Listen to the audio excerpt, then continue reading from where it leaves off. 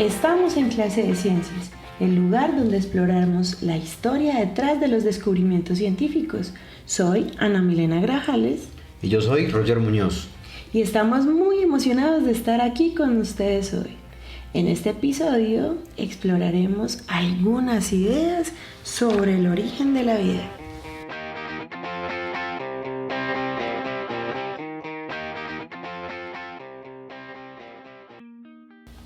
Ni la Tierra ni la vida han existido siempre como las conocemos actualmente.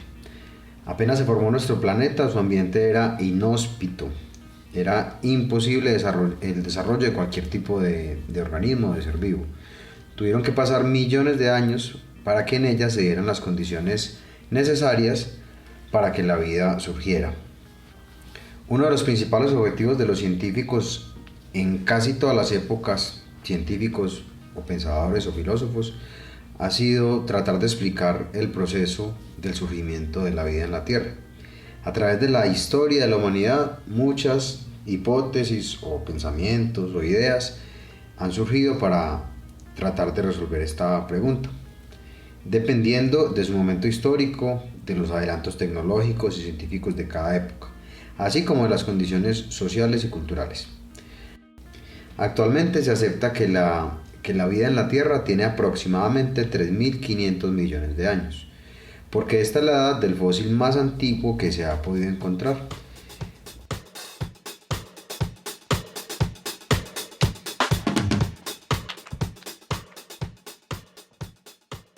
Comenzaremos hablando sobre la teoría de la generación espontánea, la cual es una hipótesis obsoleta, ya que nunca se obtuvo por método científico, pero se llegó a esta conclusión por evidencia visual. La idea de la generación espontánea, también conocida como abiogénesis, sostiene que ciertos organismos podían surgir de manera espontánea a partir de la materia inerte, sin la necesidad de una fuente previa de vida.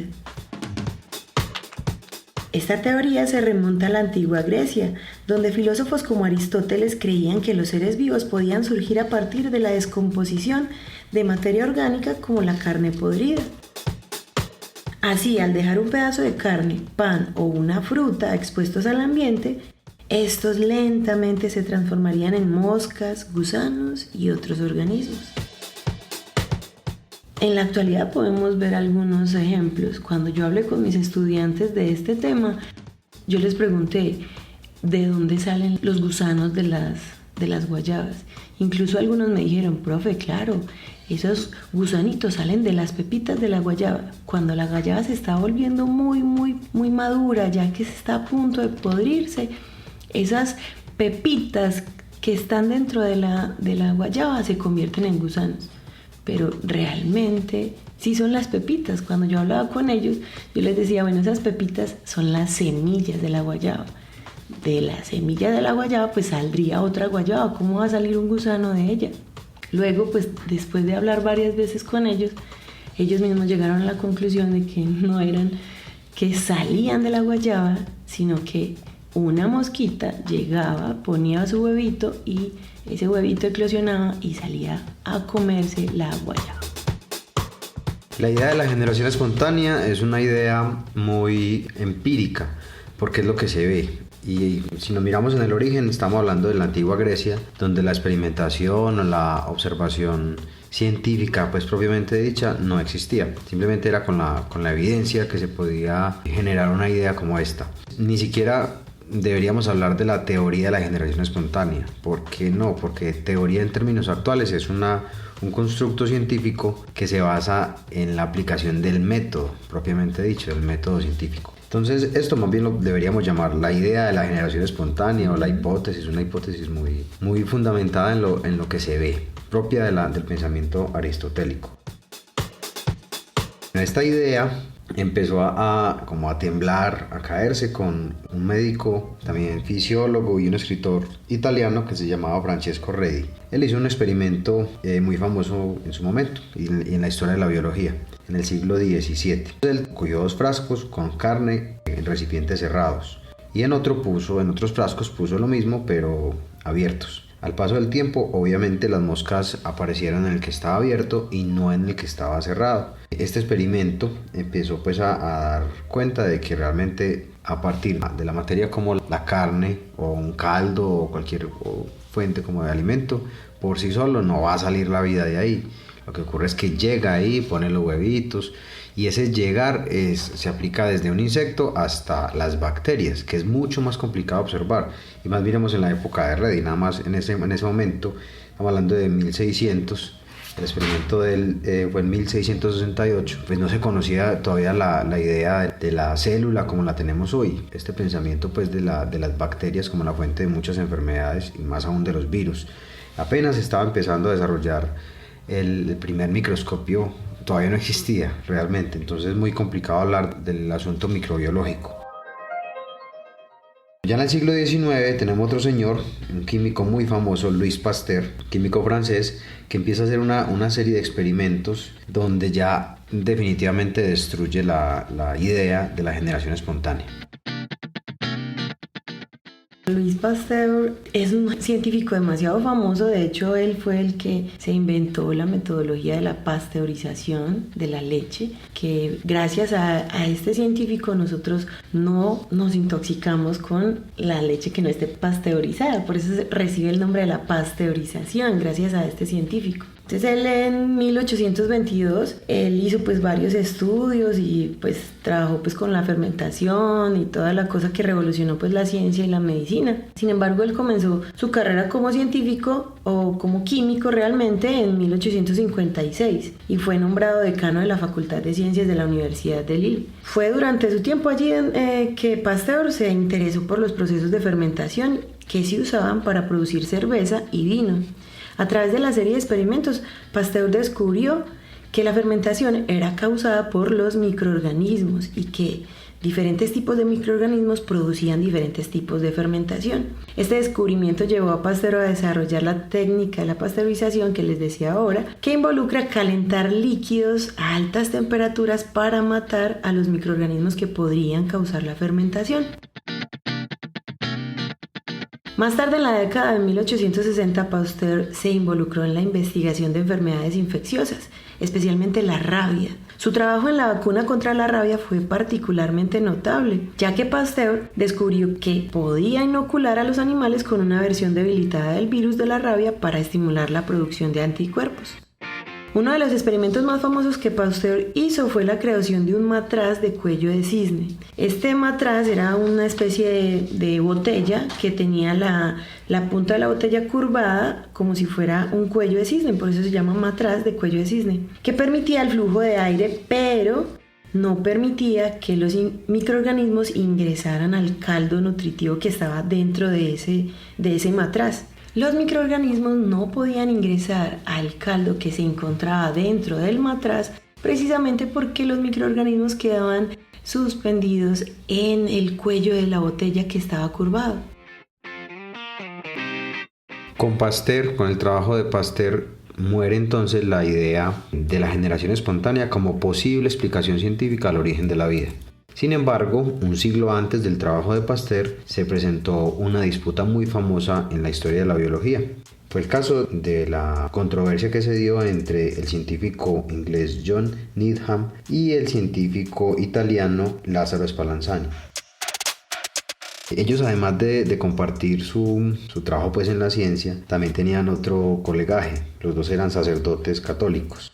Lo que hizo Needham fue que él pensaba que si hervía los caldos, volvemos al asunto de los caldos, antes de hacer de dejarlo en el recipiente y taparlo, ya no iba a salir la vida, ¿cierto? Porque al hervirlo mataría como toda la posibilidad de que ahí se presentara alguna fuente de ser vivo, ¿cierto? Una bacteria, un hongo, lo que fuera.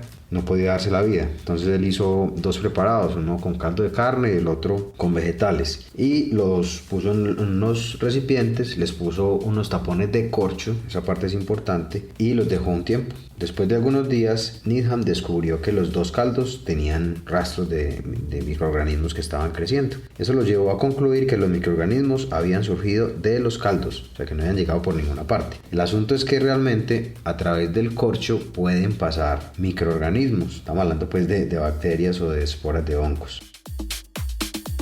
Por su parte, tenemos a Lázaro Spallanzani, el italiano. Él hizo unos experimentos similares, pero fue un poquitico más cuidadoso y se percató, trabajó muy bien el asunto del sellado de los recipientes. Al sellarlo bien, él demostró que no crecían microorganismos. El trabajo de ambos científicos, ellos lo compartieron pues y tenían correspondencia y se armó pues la pelea entre los dos. Spallanzani demostraba que no era posible que la vida surgiera de un simple pues caldo, de una sustancia nutritiva por sí sola, sino que se trataba de que llegaban los bichitos, los microorganismos llegaban por algún tipo de, pues por el mal sellado de los caldos que había hecho Needham. Y Needham apeló a un pensamiento antiguo. El asunto ya podemos volver otra vez a Aristóteles, a la antigua Grecia. Y él decía que había un espíritu, una especie de espíritu vital, que lo que hacía Spallanzani era matarlo, destruirlo de alguna manera. Pues de alguna manera no, lo mataba con el asunto de las cocciones que hacía él. Ahí ganó Spallanzani, ¿cierto? Ganó y la historia le dio pues la razón obviamente, pero si nos vamos desde una parte pues argumental, desde una perspectiva argumental, podemos decir que Spallanzani tenía la razón porque demostró con hechos experimentales que Needham estaba cometiendo un error, el error era el mal sellado. Una vez más queda demostrado desde la parte pues de la historia que el método científico bien aplicado, bien hecho, riguroso, repetitivo, nos acerca a la verdad. Otra teoría sobre el origen de la vida es la panspermia. Esta propone que la vida no se originó aquí en la Tierra, sino que llegó desde el espacio, ya sea desde otros planetas o cuerpos celestes. Según esta teoría, los organismos vivos podrían haber sido traídos a la Tierra por meteoritos, asteroides o cometas. La idea de que estos cuerpos celestes podrían haber transportado microorganismos y moléculas orgánicas a nuestro planeta, sembrando la vida aquí, es una teoría interesante porque sugiere que la vida es parte común del universo y no es única en nuestro planeta. La idea de la panspermia no es nueva, de hecho se remonta también a la antigüedad. Sin embargo, fue el químico sueco Svante Arrhenius quien propuso la teoría moderna de la panspermia en 1903. Arrhenius sugirió que los microorganismos podrían sobrevivir en el espacio y llegar a la Tierra a través de la radiación solar. La teoría de Arrhenius no fue muy popular en su época, pero más tarde fue retomada por otros científicos. Aunque la teoría de la panspermia suena un poco descabellada, hay algunas evidencias que respaldan esta idea. Por ejemplo, en 1969 se encontraron microorganismos vivos en la superficie de la Luna, lo que sugiere que los microorganismos pueden sobrevivir en el espacio y viajar grandes distancias. Bueno, pero ahí lo más seguro fue que estos microorganismos no fue que viajaron desde la Tierra, pues salieron pues volando, no.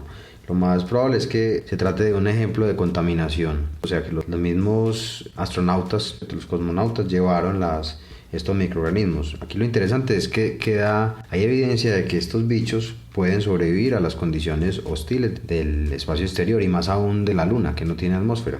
Por ejemplo, en el 2015 se descubrió que los cometas contienen aminoácidos, los bloques de construcción de las proteínas, lo que sugiere que estos cuerpos celestes podrían haber sembrado vida en la Tierra. La teoría de la panspermia es importante porque nos ayuda a entender cómo se originó la vida en la Tierra. Si la vida no se originó aquí, sino que llegó desde el espacio, esto podría tener implicaciones importantes para la búsqueda de vida en otros planetas. Si la vida puede viajar a través del espacio, es posible que existan otros planetas en el universo donde la vida se originó de manera similar y podría haber llegado a otros planetas. Aunque todavía hay mucho que investigar, esta teoría ofrece una posible respuesta a una de las preguntas más intrigantes de la ciencia: ¿cómo se originó la vida en la Tierra? Frente a la panspermia hay una idea como muy bacana debajo de todo, y es que los astrobiólogos, la astrobiología es como la rama de la biología que trata de estudiar la posibilidad de la vida por fuera de nuestro planeta. Esa astrobiología no es que esté buscando pues marcianitos ni hombres verdes por fuera, sino que trata de buscar las posibilidades más lógicas desde lo que conocemos acá en la Tierra.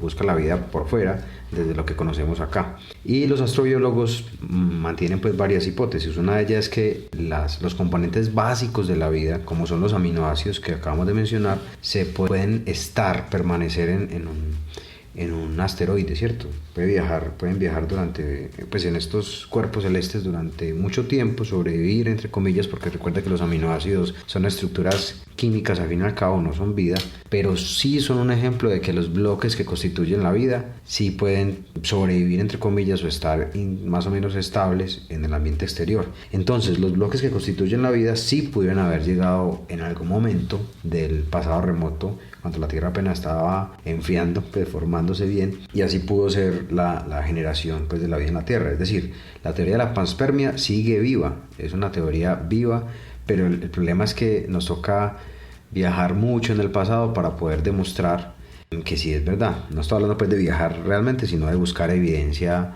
del pasado pues muy muy profundo, y ahí se complica mucho la investigación científica.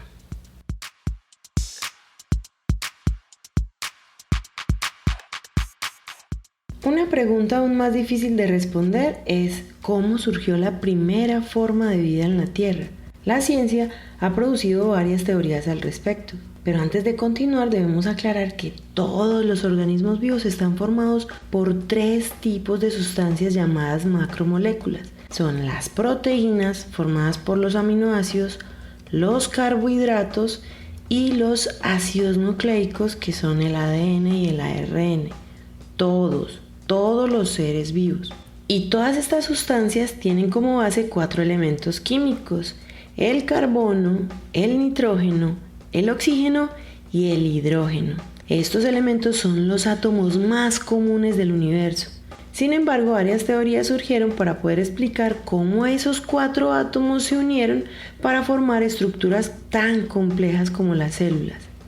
Una de las teorías más populares es la teoría biosintética, que sugiere que la vida surgió a partir de moléculas orgánicas simples en un océano primitivo hace millones de años. Esta teoría fue propuesta por primera vez en la década de 1920 por el científico británico John Haldane y el ruso Alexander Oparin, y ha sido ampliamente aceptada por toda la comunidad científica como una explicación plausible de cómo surgió la vida en nuestro planeta.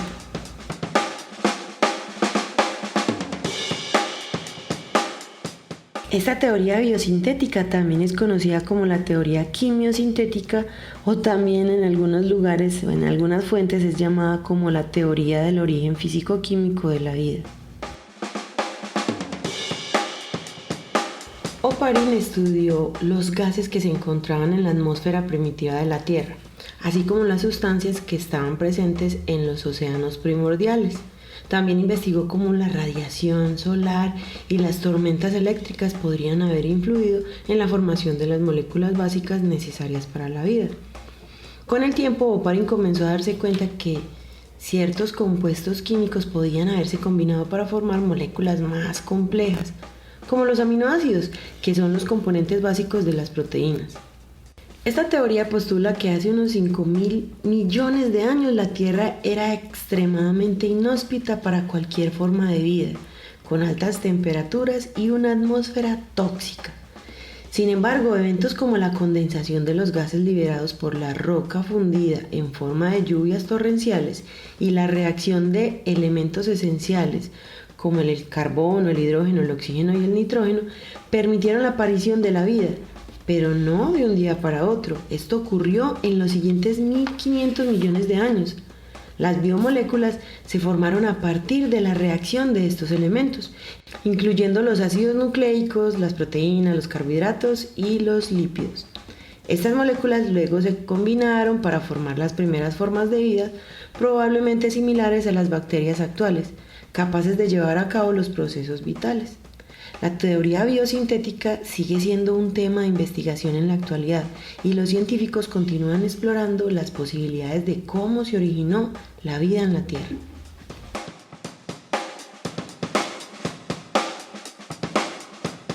En el año 1953, se realizó la primera prueba de la teoría de Oparin. Esta la realizó el químico estadounidense Stanley Miller.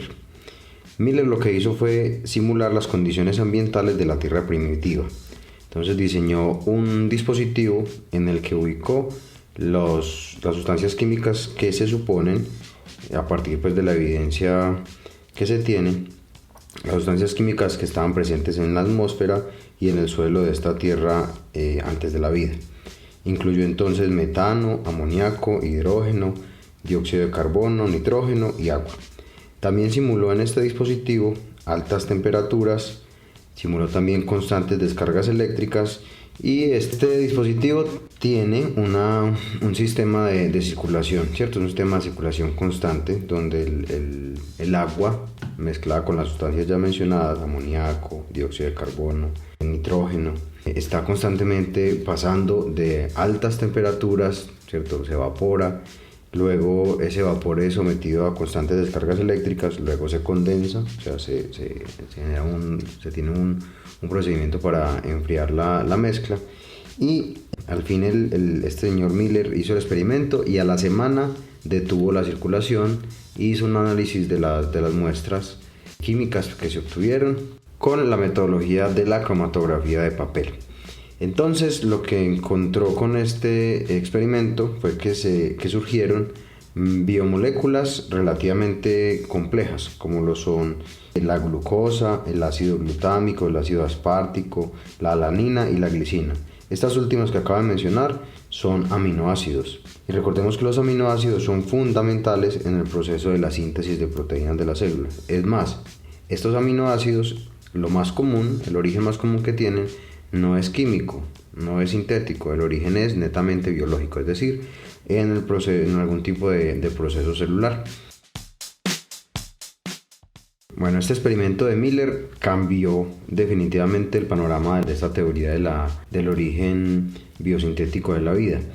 ¿Por qué? Porque es una demostración clara, de pronto podría faltar más evidencia, pero al menos tiene indicios muy fuertes de que la vida se pudo generar, o al menos los componentes básicos de la vida se pudieron generar bajo las condiciones de la Tierra primitiva.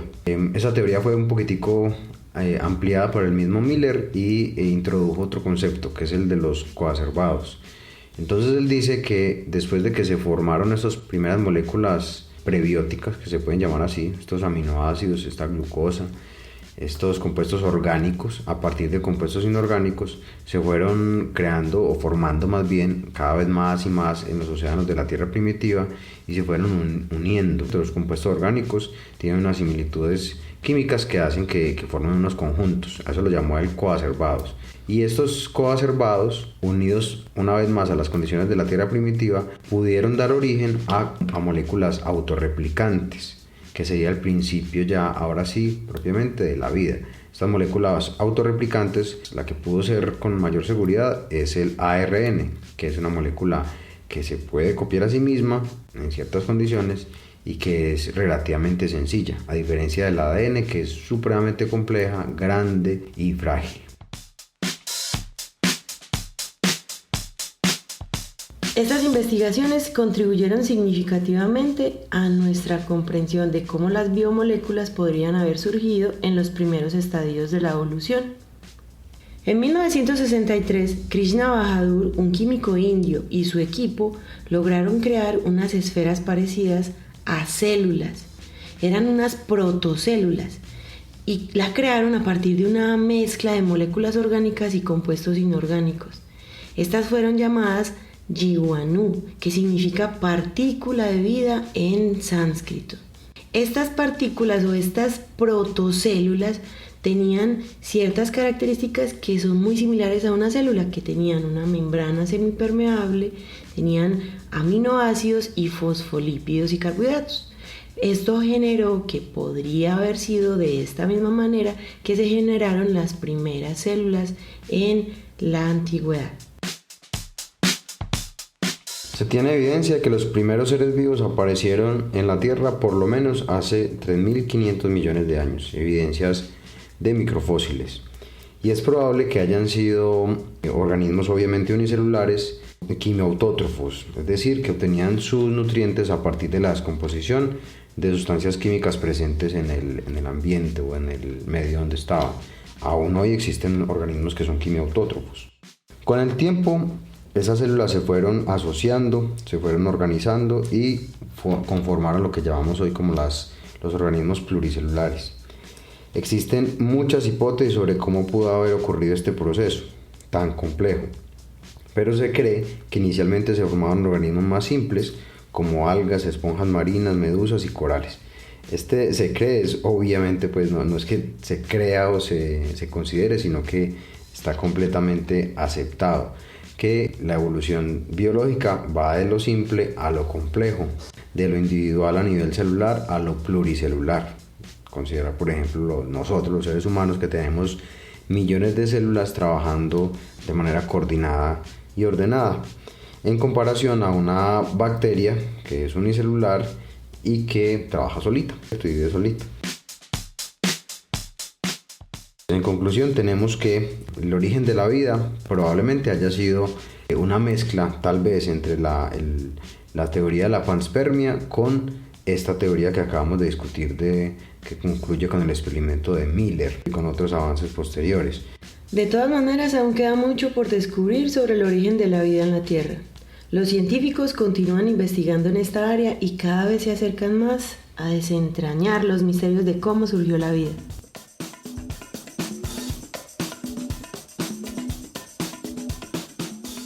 Y hasta aquí la clase de hoy. Esperamos que también te haya parecido interesante.